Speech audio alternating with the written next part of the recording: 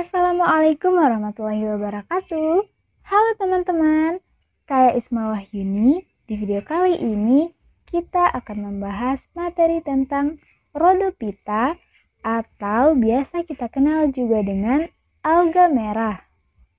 Rhodophyta berasal dari bahasa Yunani yaitu rhodos yang artinya merah. Pada alga ini memiliki warna merah karena mengandung pigmen Phycobilin yang bersifat dominan, terdiri atas phycoerythrin menghasilkan warna merah dan phycocyanin yang menghasilkan warna biru. Baiklah teman-teman, materi Rhodophyta yang akan kita bahas yaitu mengenai karakteristik pada Rhodophyta, struktur Rhodophyta, habitat pada Rhodophyta, reproduksi pada Rhodophyta, klasifikasi Rhodophyta, serta peranan pada Rhodophyta.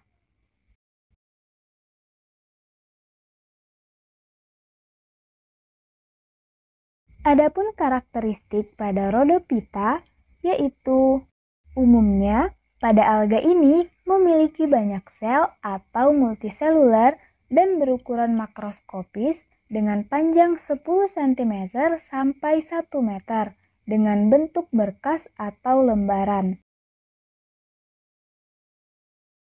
Alga merah mengandung kloroplas yang berisi phycoerythrin lebih banyak dibandingkan dengan klorofil. Selain itu, terdapat pula karotenoid serta sedikit phycocyanin. Bersifat autotrof dan ada pula yang bersifat heterotrof. Pada alga merah yang bersifat heterotrof tidak berkromatofora dan hidup sebagai parasit pada alga lain. Hasil asimilasinya berupa tepung fluorida yang mirip dengan glikogen dan fluoridosida merupakan gliserin dan galaktosa serta tetes minyak. Pada alga merah tidak memiliki flagela dan sentriol. Bentuk talusnya beraneka ragam dengan jaringan tubuh yang belum bersifat parenkim tetapi hanya berupa plektenkim. Kemudian, reproduksi pada alga merah yaitu secara aseksual dengan spora dan seksual dengan oogami. Hidupnya sebagai bentos melekat pada substrat dengan benang atau cakram pelekat. Struktur tubuh pada Rhodophyta yaitu umumnya tubuhnya berwarna merah karena adanya protein phycobilin terutama phycoerythrin. Tetapi memiliki warna yang bervariasi mulai dari merah ke coklat atau kadang-kadang terdapat pula yang berwarna hijau yang disebabkan adanya jumlah pigmen yang bervariasi. Dinding selnya terdiri dari selulosa dan gabungan pektin seperti agar-agar, karaginan, dan pulselarin. Hasil cadangan makanannya berupa karbohidrat yang berwarna kemerah-merahan.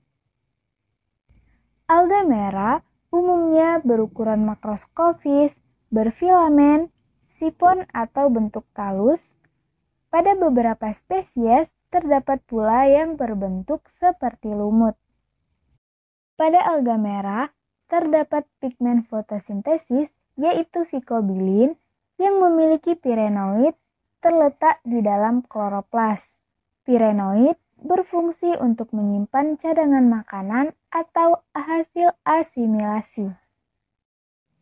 Adapun habitat pada Rhodophyta yaitu pada sebagian besar hidup di laut dan banyak terdapat pada laut tropika.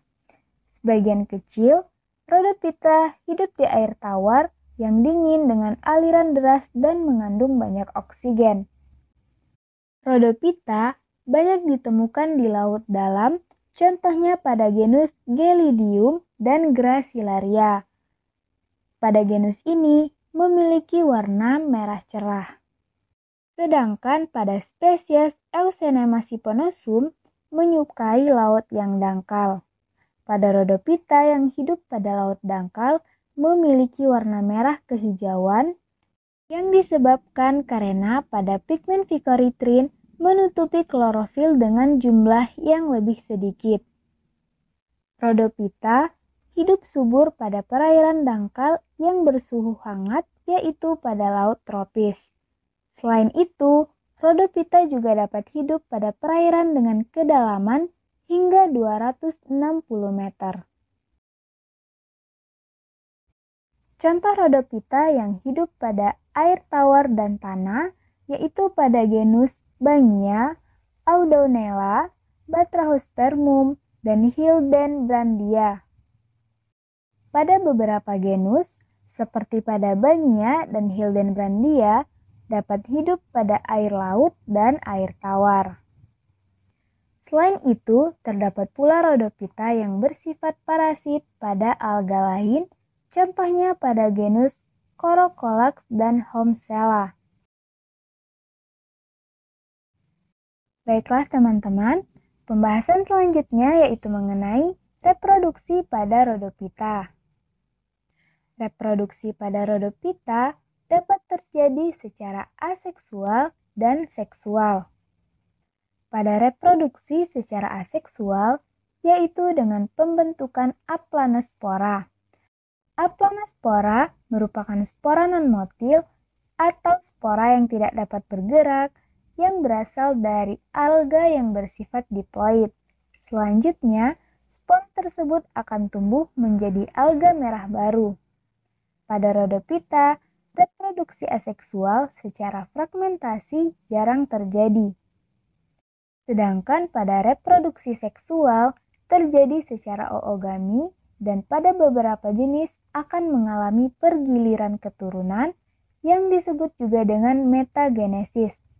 Pada reproduksi secara seksual dilakukan dengan peleburan antara gamet jantan yang tidak memiliki alat gerak atau spermatium dan ovum. Gamet jantan tersebut dibentuk dalam spermatangium, sedangkan pada gamet betina dibentuk dalam karpogonium. Zigot hasil pembuahan selanjutnya akan tumbuh menjadi ganggang merah yang bersifat diploid. Selanjutnya, yaitu mengenai organ reproduksi pada Rhodophyta. Baiklah teman-teman, pada gambar ini merupakan bagian organ reproduksi yang terdapat pada genus Gracilaria. Organ reproduksi yang terdapat pada ordo Gracilaria yaitu spermatangium. Spermatangium merupakan kantong atau badan yang akan memproduksi spermatia atau disebut juga dengan sel gamet jantan. Berdasarkan letak terbentuknya spermatangia pada lapisan sel talus gametofit jantan, spermatangia pada genus Gracilaria dibedakan menjadi 5 tipe, yaitu tipe verrucosa, merupakan spermatangium yang dibentuk di dalam lapisan subcortex. Terdapat pula tipe textori, yang merupakan spermatangium yang dibentuk di lapisan korteks. Tipe korda merupakan spermatangium yang dibentuk di lapisan superficial talus. Selain itu, terdapat pula tipe simetrika dan tipe henriciana. Organ reproduksi selanjutnya yaitu spermatia. Spermatia merupakan sel gamet jantan yang tidak memiliki flagela. Memiliki jumlah yang sangat banyak, ukuran pada spermatia sangat kecil sehingga sangat sulit untuk diukur. Pada spermatia akan dikeluarkan ke perairan dan jika bertemu dengan sel telur maka akan terjadi fertilisasi. Setelah terjadinya fertilisasi, gametofit betina akan membentuk cabang karpogonia. Calon cabang karpogonia berasal dari sel-sel korteks dan subkorteks. Pada karpogonium dilengkapi dengan trihogin yang berfungsi untuk menarik spermatia. Selanjutnya yaitu organ sitoskrap. Sitoskrap merupakan tonjolan pada karposporofit. Di dalam sitoskrap tersimpan karpospora. Karpospora merupakan spora yang dihasilkan dari perkawinan antara gametofit jantan dan gametofit betina. Sehingga Karpospora merupakan spora yang bersifat diploid. Organ selanjutnya yaitu tetasporangnya. Organ ini dibentuk pada fase sporofit atau fase diploid. Tetasporangnya, khususnya pada genus Gracilaria, mempunyai bentuk yang berbeda, yaitu berbentuk zonat, krusiat, dan tetrahedral. Kemudian terdapat tetaspora. Tetaspora merupakan spora yang bersifat haploid yang dihasilkan oleh tetasporangium. Selanjutnya, tetaspora akan dilepas ke lingkungan dan akan kembali tumbuh menjadi gametofit jantan dan gametofit betina. Pembahasan selanjutnya yaitu mengenai klasifikasi pada Rhodophyta. Divisi Rhodophyta hanya memiliki satu kelas, yaitu Rhodophyceae.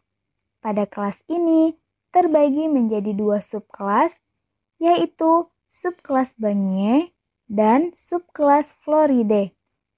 Pada subkelas Banyiae hanya terdiri atas satu ordo, yaitu ordo Bangiales. Sedangkan pada subkelas Floridae terdiri atas 6 ordo. Ciri-ciri pada subkelas Banyiae, yaitu subkelas ini memiliki talus yang berbentuk benang, cakram atau pita, dan tidak ada percabangan yang beraturan. Perkembangbiakannya secara aseksual dan seksual. Pada perkembangbiakan aseksual, dengan monospor yang dapat memperlihatkan gerakan ameboid, sedangkan pada perkembangbiakan seksual, yaitu dengan oogami. Oogonium berupa sel yang memiliki sedikit perbedaan dengan sel-sel talus. Kadang-kadang mempunyai alat tambahan seperti trikogin. Antheridium menghasilkan gamet jantan yang disebut juga dengan spermatium.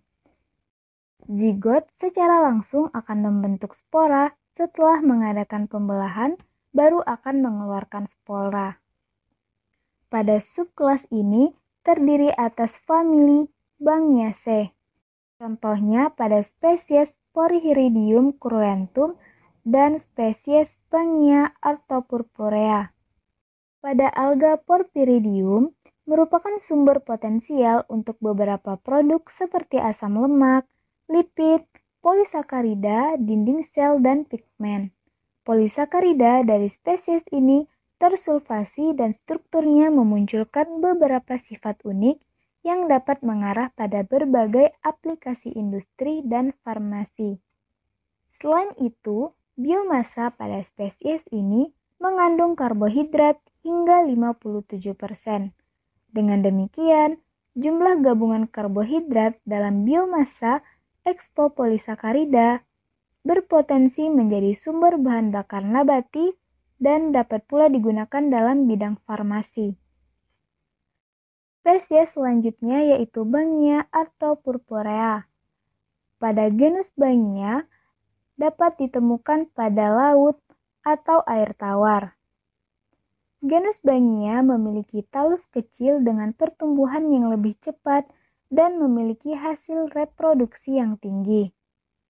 Pada alga ini ditempelkan oleh rizoid yang tumbuh ke bawah, biasanya berwarna ungu hitam pekat hingga rumpun berwarna karat.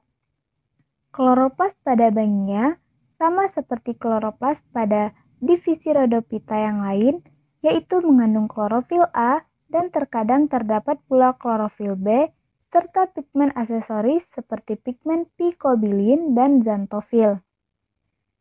Selnya mengandung kloroplast bintang dengan pirenoid menonjol serta tilakoid yang tunggal. Selanjutnya yaitu ciri-ciri pada subkelas Floridea. Memiliki talus yang masih sederhana, umumnya hampir selalu bercabang-cabang dengan beraturan.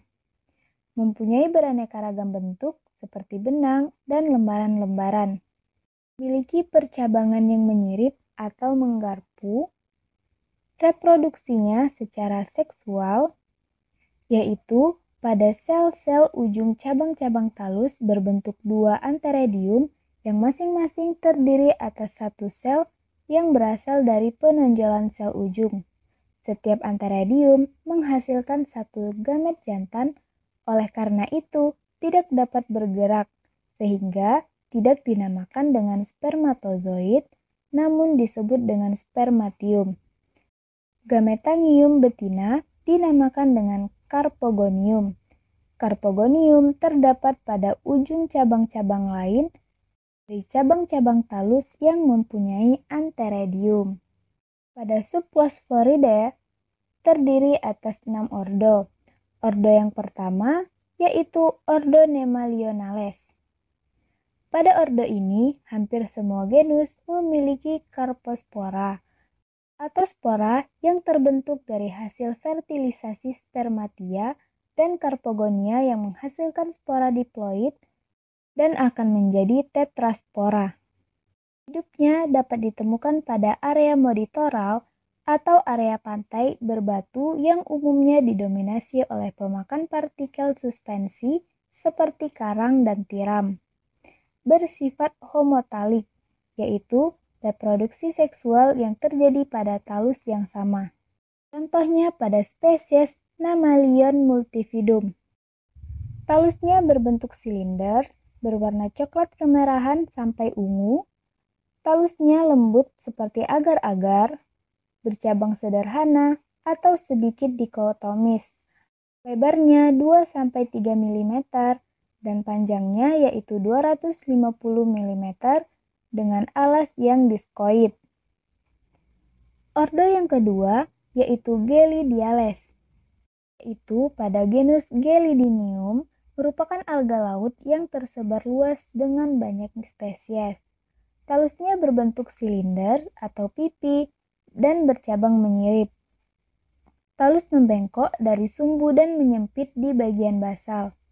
Pada Carposporophyt berkembang langsung dari Carpogonium. Alga ini merupakan sumber utama dari produksi komersial yang dikenal dengan agar. Contohnya pada spesies Gelidium siponosum. Ordo yang ketiga yaitu Cryptonemiales. Pada ordo ini memiliki filamen yang menghasilkan sel pembantu yang sangat berbeda dari filamen vegetatif. Filamennya dengan sel pembantu yang menyerupai filamen Carpogonium atau organ kelamin betina pada alga merah, di mana selnya kekurangan kromatofor atau sel yang mengandung pigmen, serta padat dengan protoplasma, sehingga tampak seperti filamen Carpogonium yang telah dimodifikasi.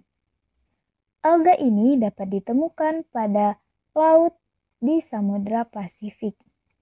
Bentuk talusnya silinder bercabang dan sedikit terkompresi dengan banyak cabang pendek yang menyirip di cabang utama. Contohnya pada spesies Cryptosiphoni woodi. Selanjutnya, ordo yang keempat adalah Gigartinales. Alga ini dapat ditemukan pada area moditoral di sepanjang pantai Pasifik. Berwarna coklat zaitun, memiliki bentuk tubuh silinder dan bercabang yang melekat pada substrat. Pada bagian tegak memiliki banyak cabang alternatif yang meruncing di kedua dasar dan puncak. Contohnya pada spesies Iridea cordata. Spesies ini memiliki talus yang lebar dengan mata pisau mencolok selebar 20-40 cm. Pada mata pisau berbentuk hati hingga lancet lebar. Memiliki warna merah hingga ungu dan kadang-kadang memiliki nuansa coklat atau warna biru. Mata pisau sebagian besar licin dan kenyal dan bergelombang ketika subur. Kemudian, ordo yang kelima yaitu Rhodymeniales. Pada ordo ini memiliki talus yang silinder tegak dengan percabangan yang tidak beraturan atau dikotomis, serta dengan apeks cabang yang membulat lebar. Pada bagian bawah talus padat, sedangkan bagian atas berlubang dan secara melintang terbagi menjadi rongga yang berbentuk tong dengan ketebalan 1 sel septa. Terdapat filamen aksial longitudinal dan setiapnya memiliki filamen lateral yang pendek dan sama pada permukaan luarnya. Contohnya pada spesies Gastroclonium ovatum. Ordo yang keenam yaitu Keramiales. Pada ordo ini, umumnya hidup di sepanjang pesisir pantai Atlantik, ada beberapa di sepanjang pantai Pasifik, namun tidak sebanyak pada pantai Atlantik. Ditemukan di zona litoral, yaitu zona pesisir atau zona pasang surut, dan ditemukan pula pada zona sublitoral bagian bawah, yaitu laut pesisir atau perairan pesisir. Sel paling bawah dari tempat sel berkembang menjadi rizoid yang memanjang dan ujungnya distalnya mengembang menjadi cakram. Sel paling atas kemudian akan menjadi sel apikal. Contohnya pada spesies Polysiponia stricta. Baiklah teman-teman, materi selanjutnya yaitu mengenai peranan pada Rhodophyta. Spesies Palmaria palmata secara luas digunakan untuk makanan yang dikeringkan kemudian dimakan mentah, yaitu biasanya pada daerah Irlandia, Skotlandia, Islandia, Norwegia, dan Prancis. Nah, spesies ini biasanya dijadikan sebagai salad. Selain itu, spesies ini memiliki sifat-sifat yang mirip dengan bumbu, sehingga juga dijual sebagai bumbu atau rempah-rempah dan dapat pula dijadikan sebagai pengganti garam. Dengan mengkonsumsi Palmaria palmata, baik untuk pencernaan dan kesehatan pada umumnya. Spesies Ausema siponosum dapat menghasilkan agar yang dimanfaatkan sebagai bahan makanan dan sebagai bahan kosmetik. Pada spesies Gigartina mammillaria dan Gigartina acicularis dapat digunakan untuk membuat jelly, agar-agar, es krim. Nah, selain itu dapat pula menghasilkan karagen. Spesies Mastrocarpus thalaccus sering digunakan untuk makanan dan minuman. Pada spesies ini banyak ditemukan pada Irlandia dan Skotlandia. Poriphyra sp. umumnya tumbuh di daerah interdital di Jepang yang digunakan untuk membuat nori atau sebagai pembungkus sushi. Selanjutnya yaitu pada spesies Corallina officinalis yang biasanya digunakan dalam industri kosmetik. Pada spesies Gelidium robustum banyak mengandung bahan agar-agar yaitu tepung fluorid. Baiklah teman-teman, demikian pembahasan mengenai Rhodophyta. Sampai jumpa di video selanjutnya. Wassalamualaikum warahmatullahi wabarakatuh.